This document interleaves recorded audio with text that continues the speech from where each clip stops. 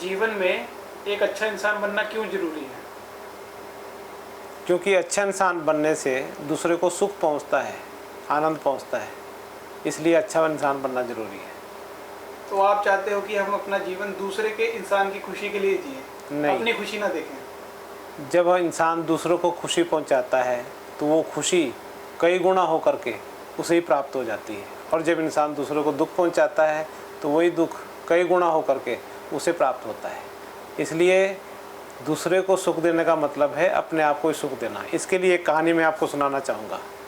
एक बार भगवान ने असुरों को और देवताओं को निमंत्रण दिया कि मेरे पास यहाँ पे आज एक भंडारा है, आप वहाँ पे आइए और खाइए। लेकिन जैसे ही वो लाइन पंगत में बैठे, एक तरफ असुर बैठ गए, दूसरी तरफ देवता बैठ गए, तो उन्होंने खाने से पहले एक कंडीशन रखी कि आप हाथ को सीधा ही रखोगे। तो हमें पता ही है कि हमें अपना हाथ यूँ मोड़ना पड़ता है तभी मुंह में खाना जाता है। तो असुर नाराज होकर उठ गए कि बिना हाथ मोड़े हम खाना कैसे खा सकते हैं, ये कैसी कंडीशन है, और नाराज होकर भाग गए। लेकिन देवताओं ने दिमाग से काम लिया और वो आमने सामने बैठ के, एक देवता ने दूसरे को खिलाना शुरू कर दिया, दूसरे ने उसको खिलाना शुरू कर दिया सीधे हाथ से। इस तरह दोनों ही पेट भर गए।